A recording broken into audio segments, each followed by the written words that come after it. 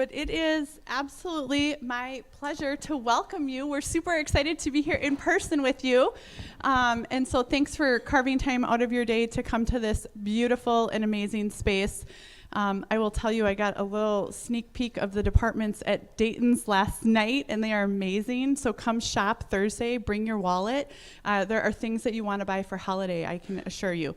But it is my pleasure to introduce Brian with the Dayton's Project, and I want to give him a minute to just give you some more details and updates about what's happening here and welcome you to this incredible space. So thank you so much, Brian, for having us. Hi, everyone. Thank you. My name is Brian Stevenson. I work on the team for the Dayton's Project. We are having a busy week, and we hope you've heard about it. And so I want to thank you for coming to this event, one of the final sneak peek previews that will be available to really anyone, because on the 18th, 10:30, we will open this building, hell or high water. I will take off the locks myself. And so we are incredibly excited. It has been a very long 4 years with a lot of twists and turns. And this Thursday, believe it or not, 700 Nicollet Mall will be open to the public by the Skyway on street level. And we are so excited to have everyone in to see this beautiful building that we've been putting together since 2017. Part of my job is that I talk a lot about Dayton's. And one element of that is that in talking about this project and talking about the timeline is that the stories that I hear from other people just pour out of them.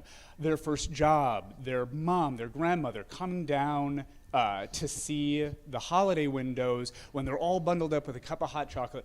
And I knew before that Dayton's was important to Minnesota, but I didn't understand how fundamentally important it was to individuals, to individual families, and the history that has lived in this building since 1901. And so now, on Thursday, November 18th, please come, to have it be open to everyone and begin that next chapter for this building and for the rest of Minnesota, to begin those traditions and to have Dayton's be back has been an incredible professional privilege and meaningful to me personally. And so thank you so much for coming. I also want to take the opportunity to thank the Downtown Council. They have been incredible partners to this project through its ups, its downs, its sagas. Maybe you've heard about them. Maybe you haven't, which is even better.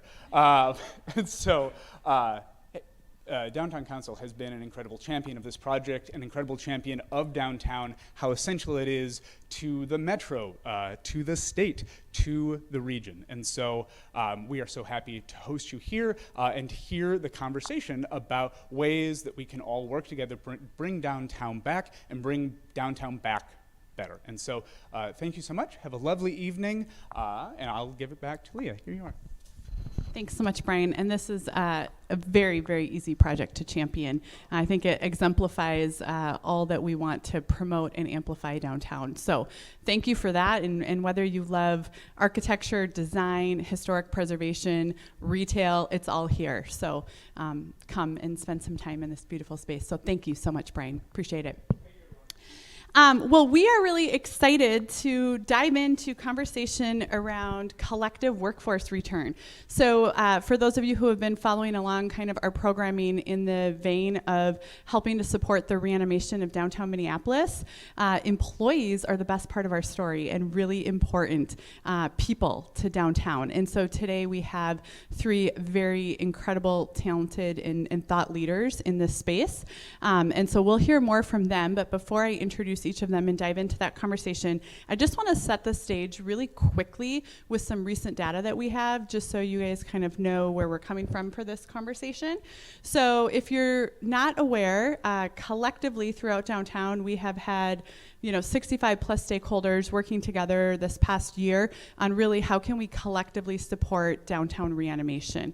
How do we all share in this work to lead forward? And really our goal with that is to invite people back with regularity and to have them help with the evolution of downtown. So we are doing that, and all of these ladies are participating in that work. We also track collectively with partners downtown, BOMA, Meet Minneapolis, the Hotel Association, et cetera, benchmarking and metrics for downtown. And so we have seen incremental growth with return to downtown office consistently since the beginning of the pandemic, which is great. We haven't had any backslide, and so that's exciting. We're ready for more growth in that space, but we're sitting in a pretty good spot. We're about 40% building occupancy right now, but I think it's important to note some of our largest buildings like IDS Center hover in that 50 to 60%. So lots of good growth there. You can see light rail ridership, seated diners, hotel occupancy, and we're starting to broaden that as well with more around pedestrian counts, fans and patrons at sports and theater. And then I did want to just kind of level set. We have done with employers throughout downtown 2 waves now of a return to downtown office survey. And so the first one was conducted in early May. The second one was done in mid-September. And a few of the key findings for this, I think we all know hybrid or flexibility, as we were hearing more of it referred to now, is the way of the future. And so we are seeing that Wednesdays and Tuesdays are the days that more employers expect to have more employees downtown. We're seeing that 72% of those who responded to the survey in the second wave are considering or requiring vaccine mandates for employees. And then we're also seeing that the majority of that planned return is in 2022, which is different than what we saw in Wave 1. So we'll dive into that today and a little bit more of that. But just wanted you to see a couple of these key stats that will help to guide the conversation today. And so with that, it is my absolute pleasure and privilege to introduce these 3 ladies, and I'm going to let them kind of give you a little bit deeper background on themselves. But I wanted to start, and I'll just kind of work down the way. So Christine Ackerman over at Sleep Number. Christine not only is a board member of the Downtown Council, super plugged into the reanimation work that we're collectively doing together, but also leads our HR Thought Leadership group, where we pull HR leaders across downtown together. And so she has just been a great thought leader, leading kind of throughout this last year and helping us to really understand the landscape. So Christine, if you wouldn't mind just introducing yourself, that would be great. Sure, happy to. Thanks for being here. Who else is smelling Frango mints right now? When you think about Dayton's, like, can you not smell a Frango mint? I am, at least. I'll sit here in my own Frango mintness. Christine Ackerman, Sleep Number setting 60. That's what we do at Sleep Number, at my setting. I had a great night of sleep last night. I lead our talent team, which is really a hire to retire at Sleep Number. So TA, talent management, and or talent acquisition, talent management, and human resource business partners. The company is about 5,500 in size, about close to 900 here in our relatively new, I think just about 3 years we've moved in. 3 years ago, downtown on 10th and 3rd. And we've had team members in that building every day since the pandemic onset because of some of the tactile elements of our work. But really happy to be here, and I'll save some of the rest for later on. Thanks. Wonderful. Thanks, Christine. Next, I'm going to introduce Sienna from the Timberwolves and Lynx organization. She, too, is a great leader for downtown, not only in her organization, but has been a great partner as we have done the collective reanimation work, as well as just providing great thought leadership in this space and around how we return play to downtown as well. So, Sienna, if you want to give your background, that'd be great. Yeah, thank you, Leah, and I'm excited to share return to work experience with you. Sienna Malba, I am with the Minnesota Timberwolves Lynx, and we do have 2 other franchises, 2K Gaming. If you ever walk through the Skyway at Target Center, you'll see where they play video games all day and get paid for that. And then we also have a team down in Iowa, which is our development league team. We consist of about 400 regular employees. We really rely a lot on our temporary staff, which, as I'm sure everyone knows, they're hard to find right now. So our return to the season and the reanimation has been a challenge when it comes to that, but we're really excited to have everyone come back downtown and experience our franchises with us. We have been back in the office, but I'll share my full story as we go through our full questions. But we definitely have had some ups and downs throughout this process, but it's been a learning process. Thanks, Sienna. And then Micah at Centerpoint. Micah is a longstanding partner and board member of the Downtown Council, and so excited to have you here as well today and to just kind of share your experiences if you want to introduce yourself. Yes, thank you, Leah. Hi, and nice to see so many people and so many faces. Micah Hengelfeld, I'm with Centerpoint Energy, natural gas and electric utility. We are headquartered in Houston, have about 7 million customers in 8 different states. Here in Minnesota, we have about 890,000 customers. 9,000 employees overall, but 1,200 in Minnesota, quite a few in the field. And 400 of them are located within 3 locations in downtown, one of which being on Nicollet Mall. And I have to make a disclaimer here. I'm the only non-HR person on the panel. I'm a strategic marketing manager, but I've been involved with the reanimation work. Centerpoint Energy has been the exclusive sponsor of the Torchlight Parade for many years, and that's how I first got involved with the Downtown Council. And then, as Leah already said, I joined the board. So happy to share what I know about return of the workforce to downtown, and look forward to a really good discussion. Thanks. Well, I think that's a great place to start. I would love for each of you to just kind of share the landscape at your organization. And as you think about kind of more collective return, not only to your workplaces, but to downtown in general, would love to know where you're at and where you're heading. And so, Sienna, maybe we'll have you start, and then Micah and Christine, you round it out. Yeah. As I started sharing in my introduction, we have returned to the office in a somewhat full-time capacity September 23rd. So we rolled out a flexible work arrangement as a pilot program.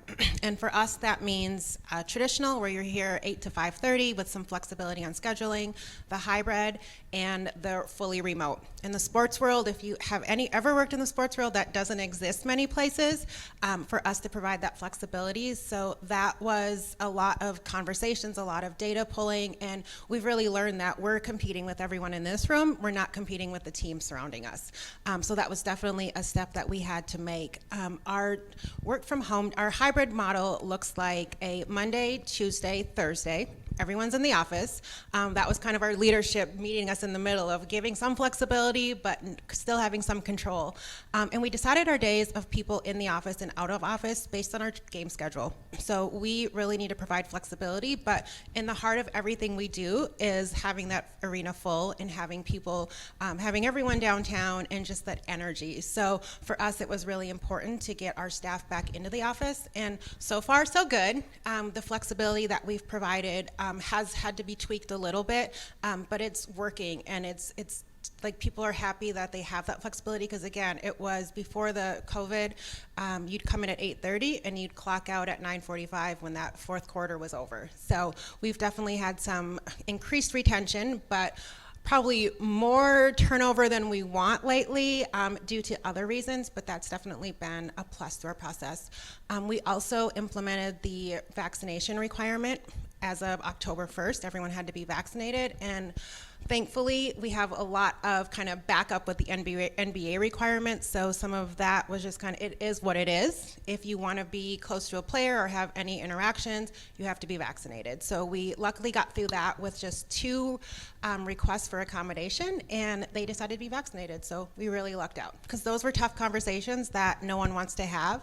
I will say we did add in when I had the conversations, we gave people 10 days to decide if they could meet a requirement, all paid. Either they could take leave paid or work from home. And then if they decided that they weren't able to meet the requirement, we offered them 12 weeks of separation pay. So that was kind of how we were able to feel better about the message of making a decision on something that's right now. We don't know what's going to happen in the future, but luckily we didn't have to do that. So I'm happy because I have to do the hard stuff. Well, thanks, Sienna. And I will just echo, we love seeing your stadium full and fans bringing energy back to downtown. So thanks for that. Micah, where's Centerpoint Energy in all of this? Well, we had prior conversations, and we realized that Centerpoint Energy is probably the most traditional out of the 3 of us in terms of how we manage the return to the workplace. And it was interesting when I did research for this panel here, just looking back at all the memos that were sent out related to returning to the workplace. And we started actually in all of our other markets other than Minnesota, our officers and directors started returning after Labor Day last year. And then managers followed in October. But in Minnesota, with the stay-at-home order, we couldn't do that. And so we, of course, followed the executive order guidelines. But then in June of this year, everybody company-wide was asked to come back. And in Minnesota, we took a little bit more of a phased-in approach, but we had some folks returning to the office in June, July, kind of like for 1 day a week, then 2 days a week.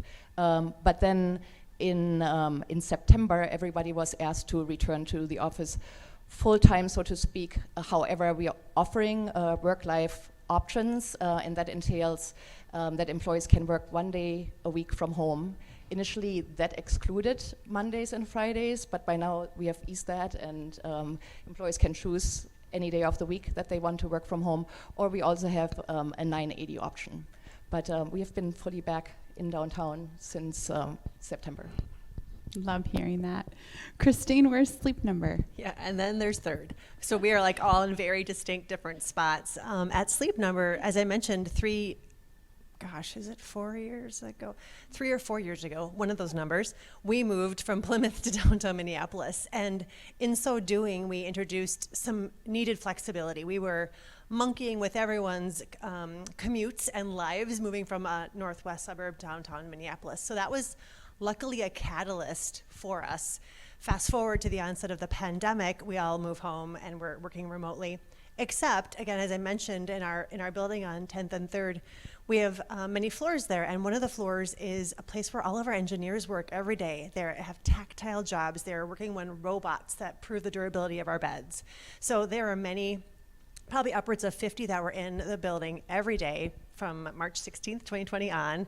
And this past spring, must have been June, after the order was lifted, we introduced just essentially an opt-in, welcome back for those who wanted to volunteer because they were ready to return. And in so doing, I think we expected maybe 25% of the team to be interested, and more than that raised their hand saying, I want to come back in. There was no expectation on number of days, how long during the day.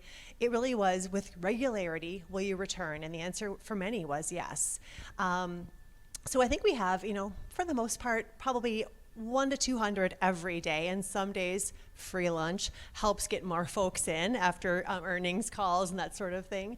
But we are in a different spot where, as I mentioned, we moved to Minneapolis, and this catalyst of flexibility was introduced. That's helped us now in our work for your day approach.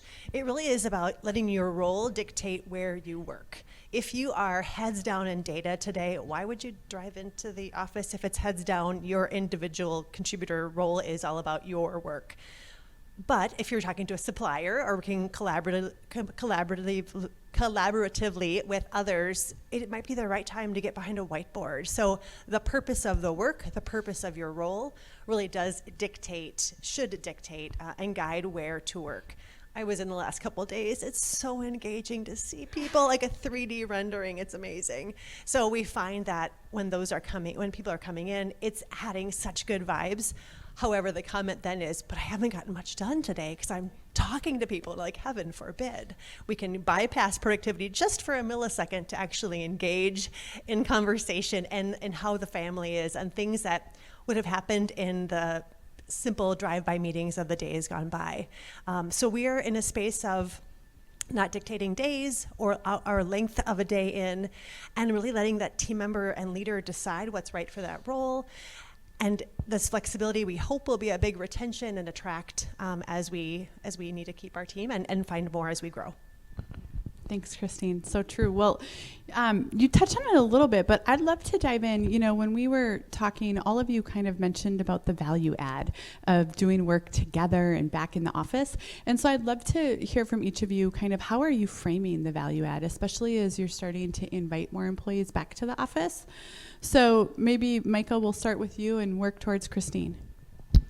Yes, I've been thinking about that a little bit, and it's not an easy question to answer. And what I failed to mention earlier, it's our CEO who really believes that it's important for company culture to be together and to be collaborating and networking. And that's certainly something that we have stressed with our employees. And honestly, nothing can replace, as you already alluded to, Christine, a quick greeting in the morning, quick catch up doing that face-to-face versus doing that online or via a phone call. But yeah, we have mostly really discussed that it's important to be together for collaboration, to share ideas. And a couple of weeks ago, we actually had a marketing planning event, and we asked employees to be in the rooms together, with masks, of course, but we were doing some brainstorming, and we were using the actual whiteboard, not just a virtual whiteboard. And I have to tell you, it works much better that way when you have people in the room together exchanging ideas. You don't have the awkward pauses that you sometimes get when you do video conferences. So it worked a lot better, and I think employees saw that value as well. So it's really, we primarily emphasize the fact that you can collaborate and just be closer together. And we try to do little fun things too, bringing in bagels one day, or when everybody came back in September, we had a welcome back luncheon. So we're trying to make it a little more fun, just to entice employees. Yeah, I would say ditto to all of that. It's all, we've kind of really messaged the energy. And for us, our business, like I said, is having people downtown in our arenas. And so having our staff in the city with us, a lot of them live downtown already. So we do have a pretty young workforce. So just having people together has been a plus. We've also recruited a lot of staff over the last year from out of state. So them being able to be in the office it's so important. We had a VP who started like February of 2020 and never had got to be in the office. So just having people in the office and being around their teams is important, and then just showing that support to our downtown has been really important to us as well. Our thing is we call each other the pack. So we have really just been messaging like just being a pack and all of that, and supporting local businesses. And so we've been trying to make it fun as well, because that is really at the core of who we are, and what we try to instill in all of our staff. Yeah, I think it's hard to add on to these. I think back to the value add piece. I mean, I think the question I end up asking my team or guiding others to think about is, would it be better? I mean, that simple question. Sometimes the answer is actually no. We're pinched on time, and we can be as effective because it's a quick conversation. Or, gosh, we are in a gray space here. We need a different space. Welcome into our corporate office, which feels like a brand new space to us because it's been so long. I might need a different environment to elicit great creative ideas. So it really is asking the question, would it be better to do it in person? And it doesn't always mean office either. It might mean someone's home or a different facility, but we have this lovely place we want to be using more of. So I'll add on to my piece. We decided our in-office days because of that, right? We wanted everyone in, because there's so much collaboration across teams, that it was like the VPs decided like they want to pick the same days. Because we originally started with go ahead and do like what works best for you, but that didn't make sense to anyone in all the projects that we have to do. All the marketing has to align with the corporate partnerships and the sales plan and all of that. So that's kind of how our approach was. That's interesting. I have one more item to add to that too, because we took kind of a staggered approach in the beginning too, and we were actually trying to keep people apart a little bit to keep them safe. But then it turned out that employees actually wanted to be with each other, so kind of interesting. So yeah, I mean, everybody made a point of being in the office on the same day, so that was somewhat interesting. But one other item I wanted to mention, also with the farmers market having been downtown this summer, I mean, that was a big bonus and a big value add in my opinion, and the downtown council had those great reanimation campaign bags, and so during the summer we handed those out to employees, and we're trying to encourage them to go shop at the farmers market. And whenever we have visitors from out of state, they just love the farmers market. That's just very unique to Minnesota and to downtown, and so that was really great. I think employees really appreciated being able to experience that again. Yeah, absolutely. Well, supporting businesses downtown and farmers market is great. And we love when employees do that. But, as you all were talking, it was, reminding me that like being together again makes us happy, right? Like I have heard so many people and maybe even a few of you say that like you've had employees say, oh, it filled my bucket to be back in the office today. I ran into these people or I talked to these folks. And so, just kind of tying these together, we hear a lot around mental health and just concerns of where our employees in that space right now. And so we know being back together is good for our soul, but what else are companies doing to really prioritize mental health for team members in a season that has been layered? So Christine, maybe let's start with you and come back this way. Sure, I'm sure Sleep Number isn't unique here. Probably many of our companies have uncovered opportunities to bring incremental benefit offerings into our team members. I know last year it was Bright Horizons, and then it was Headspace, and it felt like every few months we had some new offering to be able to meet team members where they were with their needs. And so that's been important. And yet sometimes it isn't maybe all the way there. It's just a moment to check in with someone to say, like, agenda down, how are we? Give me your day 1 to 10, and that I know what I'm walking into because of what maybe the compounding crises, as you've mentioned, that we've all, I guess, been working through in the last year or so. I think the other thing we're just trying to make time and space for is conversation other than task. Truly, listening tours, what we call them, a chance to just check in on people, their lives outside of life. I mean, we're talking and seeing the animals and the kids and the things behind them. So now we've been invited into their lives. Let's check in on that life is the whole thinking. And so doing so, I think, helps us connect in a different level. Hopefully that yields longer term relationships as well. But checking in on the whole life, not just the task at hand, has been, I think, important. Some leaders are better than that than others, clearly, but I think that's an important priority we're continuing to drive, and I hope that goodwill, again, only connects us deeper to those team members for longer periods of time. Yeah, we also offered Headspace, which I'm sure everyone did. We also went with, every month we had a all-staff meeting over Zoom, and we'd invite in our team doctor, and he would provide latest updates on COVID and ask any question that people were wondering about COVID. And some days you'd leave like, oh my gosh, I'm gonna die next week. And but they really appreciated just having that information. And then we also tapped into our team psychologist who would just come and have conversations with them and provide resources. So I think that is in addition to, but from the jump, we also really pushed taking PTO because you're at home all the time, and we actually forced people to take PTO over like a 8-week period to just make sure that they were making time for themselves. And so that's a message that we continue to push. And I think that's really one of the only things that is probably different than what most organizations are doing. But we also did provide our people managers with training on how to have conversations about like checking in and empathy. We're all about like, the vulnerability and leading with empathy. So just giving them the tools that they need to actually feel comfortable having those conversations, because a lot of our managers are like 25 years old, 26 years old when it comes to the sales floor, and they don't really know. So that was another resource that we provided. That's all very interesting. It's great to hear your commentary. At CenterPoint Energy, we have an employee assistance program that everybody has access to. And I mean, similarly to what you were describing, we've all had these intentional conversations and keep checking in on each other, which I think is extremely important. And then as a kind of like an added bonus at the end of the year, this year, from December 15th until early January, we are allowing our employees to all work from home, and we are hoping that will help as a kind of a stress reducer as well. We did one unique thing. We, in August, we invited everyone to Boom Island, and we had a lunch, and it was about wellness, and we invited Ryan Estes in to really speak about wellness. And it was actually, it was in May, around the anniversary of George Floyd's murder. So we had a whole conversation about resilience, just again, speaking to the mental health.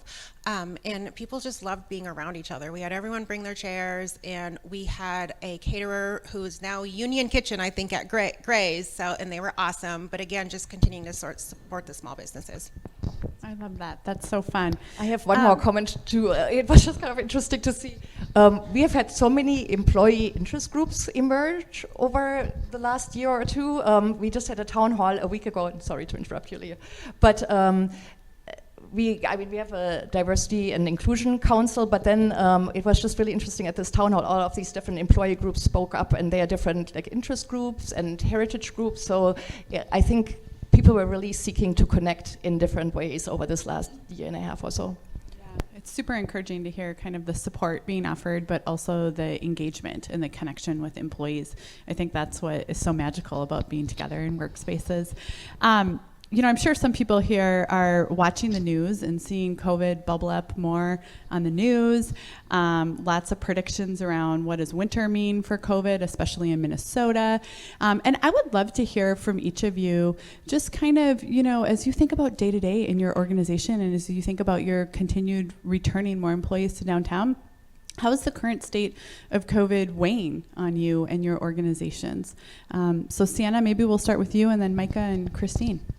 Yeah, I think business-wise, it definitely weighs on us, right? Because not everyone wants to wear a mask when they're in the arena, when they can go to the Vikings and not wear a mask at all, right? Since it's a city-owned business. But we always just kind of keep a pulse on everything, and we are lucky enough to have access to like on-site testing and quick turnaround, and doctors not at our disposal, but they're right there. So we just continue to communicate, let our staff know that there are resources available, and with our vaccine mandate, I feel pretty good. One thing, we don't require masks, and I go back and forth on that one a lot. So that would probably be our first step if COVID continues to increase, which, knock on wood, I'm hoping it doesn't. But we have a lot of layers. I mean, the NBA even tracks who has a contact with anyone, so we get calls from everywhere. So I feel good with that, but you never know. Go ahead, Micah. Our company continues to follow CDC guidelines. I mean, we certainly monitor the situation. Currently in the office, when we move around, we wear masks. When we're closer together, we wear masks. So, but for right now, it's kind of somewhat of a wait and see type of situation for us. Yeah, same thing here. I think it's I think we were seeing really nice rise in our on-site presence. Is it weird that I'm watching badge swipes to see how many people come into the building because I want to see what those numbers look like? And in June and July, we were seeing a nice increase, again, hundreds. And then as Delta was spiking, we've just seen some folks think, I'm going to wait to ride this out. So we certainly have seen a drop off in some of the folks returning to the building that had earlier shown interest. And we'll watch and continue to encourage vaccines, and now we're working through OSHA, ETS mandate and such, so certainly it's on the minds everywhere, a lot, certainly on all of our minds to make sure that we can be keeping our teams safe, our customers safe, et cetera. So we'll keep the CDC guidance as top of mind, and I think we all know it far too well. I think one piece that's hard with it is we all feel like we have to work even when we're sick, and so there have been a few cases, not COVID, but just people sniffing and coughing, and so just getting comfortable with staying home and working remotely when you don't feel good. And that's been a message that I'm trying to enforce, but I just heard someone coughing when I was leaving, so that's going to be a challenge. The flu in general. Absolutely, and we are approaching that season. So let's continue to talk about, how you're inviting employees back. So each of you have already kind of mentioned you're at different stages in this process. And so I would love for you to share, how are you continuing to make those invitations to employees to join you back in office downtown? And what tips and tricks or suggestions might you have for other folks who are really trying to think about what to communicate with their employees and how to make those invitations enticing? So Micah, maybe start with you and head back to Christine. Yeah, I think I already mentioned a couple of things. Really, we are trying to make it as special as possible, really even something as basic as bringing in bagels or coffee. I mean, we try to do kind of like a little treat once a week. We actually had an employee set up payday luncheons. So we go out with a group to support downtown businesses and have lunches together. So just trying to look for different ways to make employees' days special so that they feel appreciated and valued. Yeah, I think for us it's really about that, again, purpose-led days. So if it feels like it was value added, the word gets out. People get talking about how fun it felt and that bucket filling up moment happens, and it added value. So then I think that only then spreads the positivity of, oh, what's my value add day, or what should my value add work be downtown? So again, if we could fast forward probably into the next springtime, I'm guessing when Delta and all things have settled, I think if it continues to be authentic and really purposeful, we'll see more and more interest. We're also trying to then share the word and taking pictures and sharing it with friends when you're in to say, like, it was fun to be together. It was a really, again, that bucket filling up moment. So a little bit of internal PR. We certainly leverage your site to make sure that everyone knows here are the restaurants available, check out these places, watch for maybe limited hours, but new places that have popped up, so that they feel like they're equipped and knowledgeable about what they're walking back into. Yeah, I think this might be an area we could do better in. But when we welcomed our staff back, we had, a DJ and kind of just a full experience for them. And yeah, again, it's just there was one there. So we try to make it as fun as possible, so they're excited about coming back. Food is always a draw, so we have been adding more variety. We provide meals on all of our game days, adding more variety to the businesses we're highlighting, where we're getting the food from, highlighting our sponsors because they're very important to our revenue. And we try to infuse fun in small ways. We've done trivia, little desk drop-offs. We've played lightning, but if you're from the East Coast, I think it's called knockout. So we've done a lot of that where there's giveaways, and we also created a pack huddle, we call it, on our teams. One of the channels is pack huddle, and so people upload pictures, recipes. We've had our chef that works down at FEMA's, David FEMA, which probably you all know, he has shared recipes and created videos for our staff. So we've tried to just make it fun. We probably could do better, just on an ongoing basis. Awesome. Because we do, we've had a lot of turnover. So we're missing that engagement somewhere. So, Sienna, that's a really good point. I think so many folks right now are really mindful around talent retention. And so, we've heard flexibility is important to that, but I would love to hear from the three of you. What are some of the approaches or strategies or things that your organizations are thinking about as you think about retaining talent and staying in kind of the talent game? So, Christine, do you want to start with that one? Yeah, I think in our prep call, I shared with them that I spoke to our corporate recruiting team recently, and I asked them about what they're hearing from candidates. And every conversation with a candidate who's applying or that we've found that's passive is talking about flexibility and their current company's return to office. So whether it was the first decision that got them looking or the last thing that got them looking, it is a part of it's an ingredient in why that candidate is looking to leave. So I thought I'd share that would be helpful to you all. I'm not probably surprising, but I found it fascinating that every candidate, it's on their mind.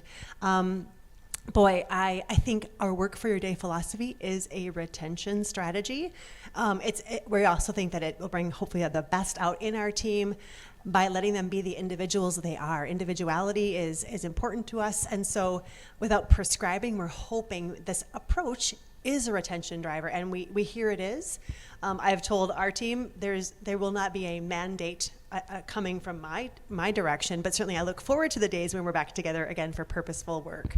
So that we think is a gigantic retention driver. Even some of our more traditional leaders who we worried about getting on this bandwagon are there, and they're the ones saying, why do we need to come in? Let's do it when it's the right thing. And so from the top of the organization, we're hearing that, which is certainly reinforcing. And then I think it's just staying close, learning what are the drivers of the team member. If is it compensation? Is it variety of work? Is the work compelling to them?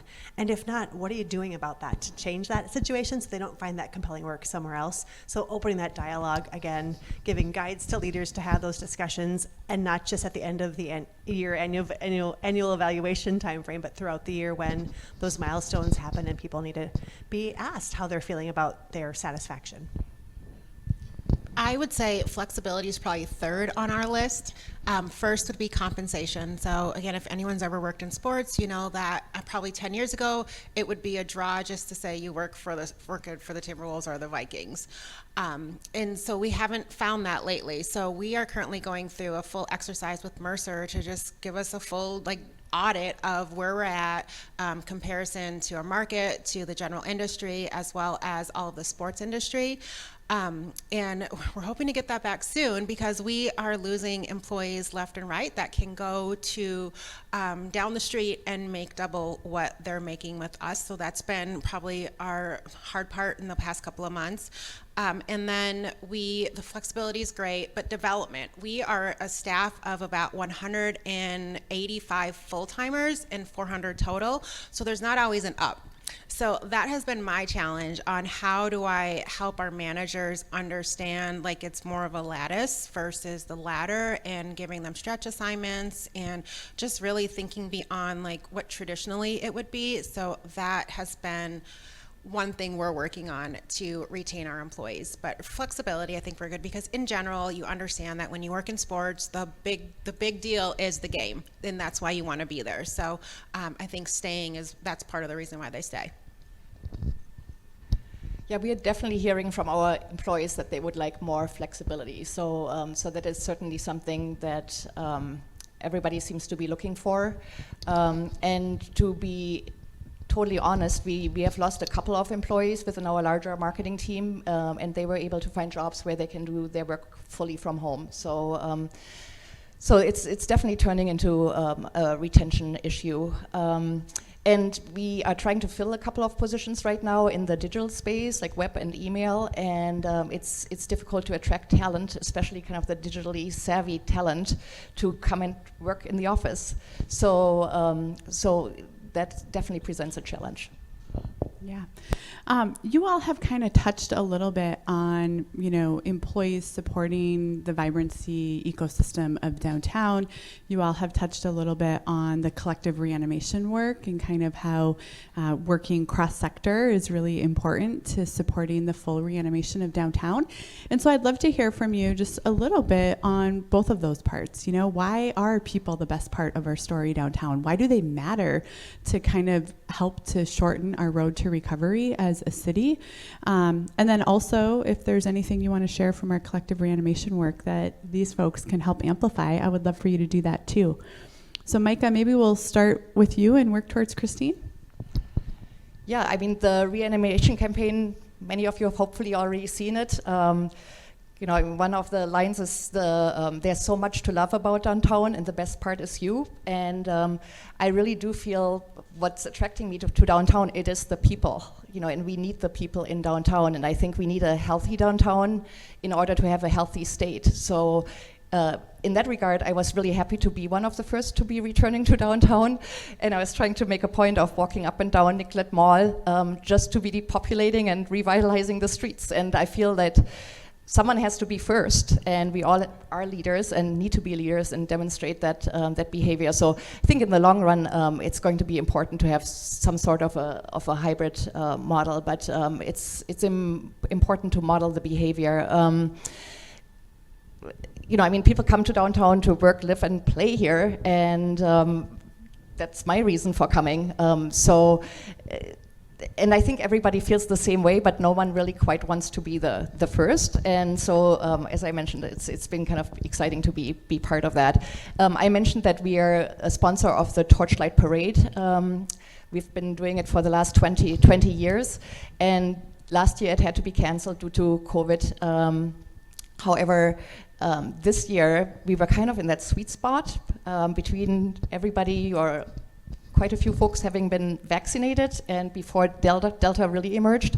And so we were able to have the Torchlight Parade going down Nicollet Mall on July 22nd. And I have to tell you, being out there or even seeing families set up camp earlier in the afternoon to be ready for the parade seriously brought tears to my eyes. I mean, and I'm not an extremely emotional person, but it was beautiful to see that. And you could see the excitement in everybody's faces, those watching the parade and those participating in the parade. So that was extremely rewarding. And speaking about the Torchlight Parade, we utilized the toolkit. There's a toolkit that you can actually find on the Downtown Council's website for the reanimation campaign, and there are templates in there. Our designer loved those templates. Number one, because they're beautiful, but number two, because the toolkit is super easy to use, and you can utilize that for your own internal employee messages, but you can also use it for external and communications messages. So I think we utilized it for the Torchlight Parade and are planning to use it in the future, and that's something that all of you could probably do too. I don't know if I can add much to that.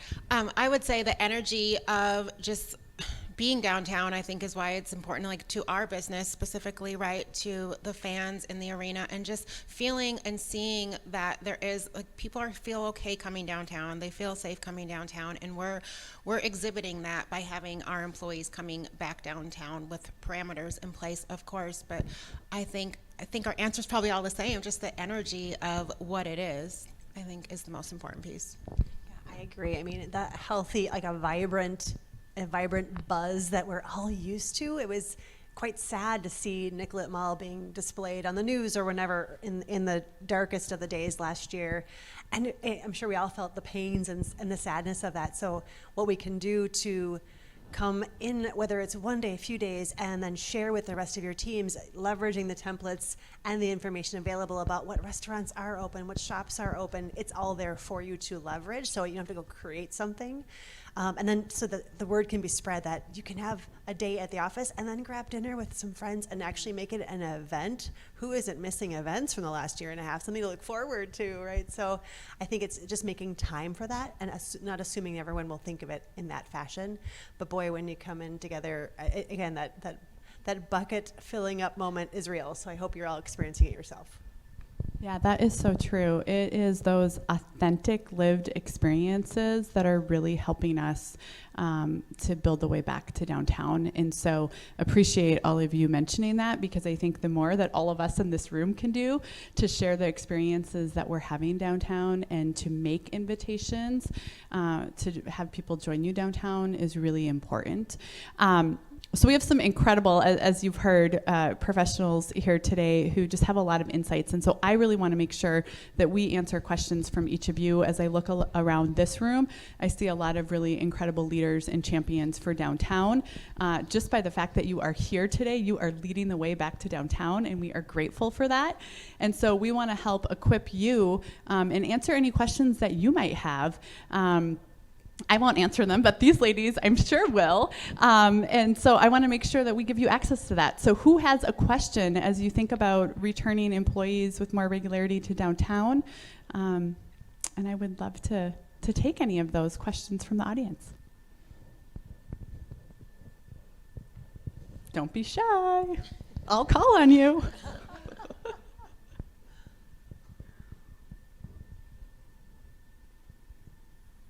Oh, you're going to make me call on someone.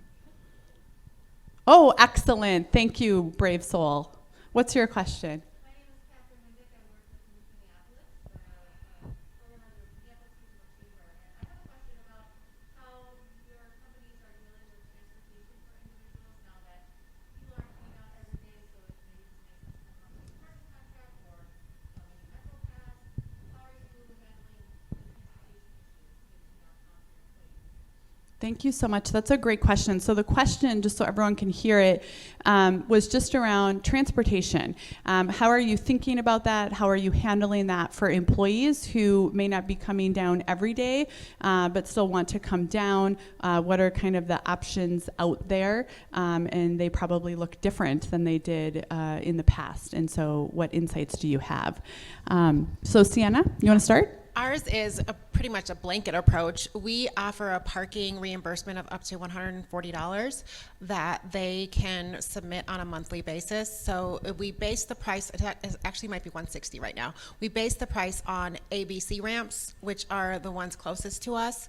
And the safety, right? We know we have security. We know that they can just quickly come over to the building. So we do that reimbursement. And we had that in place prior to the pandemic, but during the pandemic, we had them pull a ticket. So now we reimburse the full contract. I can speak that we've just been really linking to other sites, Metro Transit, et cetera. So we've been keeping the team aware of how lines are changing as their staff challenges and or lines are coming back online. We also have gone down the route, we have underground parking for some, we just can't, space limitations for all. So we began an agreement with a next door ramp, thinking that safety could be on the minds of our team members, and they might not want to walk the blocks, several blocks to their parking ramp or to their bus stop. So we have an agreement, reduced rate next door in the Leamington ramp. There's a plug for Leamington. Didn't intend to do that, but it's been helpful just to be able to offer additional spots literally steps away from our door. So those who aren't perhaps comfortable yet walking streets away can have something right next door. And just maybe a couple things that I might add to that. The city of Minneapolis rolled out a parking program with a reloadable parking card. So all of the ramps that are a part of their system, which there's a handful of them, it's a $6 flat rate, and it's not tied to any specific day. And so that's been a really good tool that we have shared with folks. And then we are also engaging in some conversation with the privately owned ramps to see if there are options as well, because we are hearing from employers across downtown that there's more interest in folks being able to drive down than maybe there was pre-pandemic, just based on some of their own concerns around public health. And so we have some conversations going with the privately owned parking ramps and facilities as well to see if we could create some type of similar program to support that need, which isn't a monthly contract anymore, right? It's more flexibility. So really, really great question. Who's got another question out there? Yeah, go ahead. Are there any industries downtown that you see are either lagging behind or that are not running? It's pretty diverse representation of industry here, which is really neat. But are there any industries you notice that are outliers that any trends in that way? That's a great question. So the question is around industry return to office, and are there industries that are lagging behind in the return to office or outliers in that? So Christine, do you want to start? Yeah, I guess I'm hearkening back. So we have had these monthly calls with HR leaders of downtown council represented companies, and so we get a sampling of everyone's response. And I think we're all kind of in the spectrum. I don't know that anyone's necessarily a lag. We're all in this, we have a plan, oh, and then Delta arrived, so now it's January. And so I think we're truly all in that spectrum. I haven't heard of anyone, companies are making decisions. For example, our call center won't be returning to the building. So we're making a decision to retain those team members, hire talent in potentially other locations. So we're making those sort of calls, but I don't know that that's common, and it's not necessarily our full industry. It's just part of our company. I can't think of any company or industry that really has been far outpaced in either direction that I can think of. Our call center is remaining at home too, but that's a major retention tool. So we couldn't bring them back to the office. So Maybe there's your industry. I don't know. And maybe the one thing to just add to that, not necessarily industry specific, but we have really seen over the last several months that our small to mid-size employers are really leading the way back to downtown. And so I think that is worth a shout out for any of you that work at those small and mid-size employers. They are really doing a good job to lead forward. Certainly our larger companies are managing more employees and sites across the country. And I will tell you there's a desire to get there, and they're working hard towards that. But it has been fun to see maybe some of the unexpected industries and players really step up to say we want to be here and we want to get our employees back.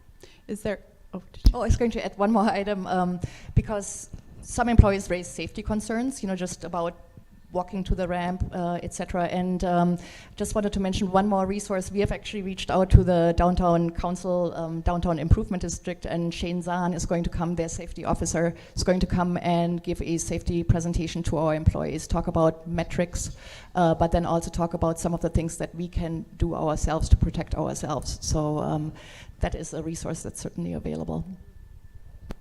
Yeah, we'll share a few other resources here, but I think I saw another question. Sarah, did you have one? What? Yeah. So you talked about your talent and retaining your talent. Some of you talked about the issue of flexibility, but I got the sense that flexibility does have an end date at some point.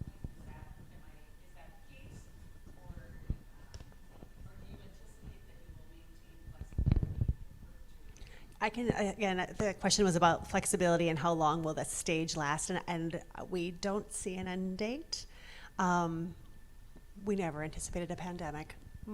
So from our crystal ball today, I'd say we're here for some time. I had expected we'll swing back when people, when it's an endemic and it's mitigated and we feel more comfortable, there might be just a natural return because we're sick of working out of our home and we need a new environment. But I don't know that we expect the flexibility to end. It may adjust as the environment forces it to. We did roll ours out as a pilot program, and we'll do our formal assessment or reassessment of what it is and what's not working, and hopefully be able to keep it in place. There's no way we can pull back from it, but that's definitely something we communicated from the start. Is there another question out there? Yeah, go ahead.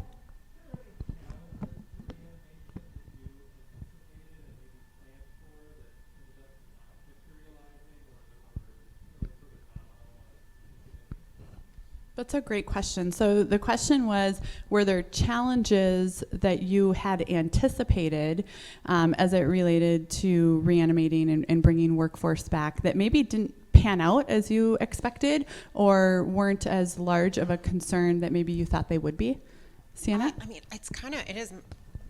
I thought there'd be more resistance to coming in because we initially started messaging as it's a safety reason why we're going to do 3 days in, 2 days out. But then when we said everyone has to come in on the same days, I just thought we would have more resistance than we actually had. But people were actually, they enjoy their 3 days in the office and then those 2 days when you get to be in your sweatpants. So that to me has been I'll gladly take it. Right, because I'm the one that answers those questions, and we have to figure it out from there. So, I think maybe I would just echo that in a smaller degree since we're in a different place. But when we introduced this volunteer phase in June, I was hopeful for 20%, and we had to open up a second wave because there was so much interest. Now they're not in every day, all day long, but that we had nearly 40% saying I want to come back in some capacity was maybe just a surprise and delight that we didn't quite anticipate. Yeah, that's interesting because we took a different approach and we're a little bit more aggressive about making employees or asking employees to return. And so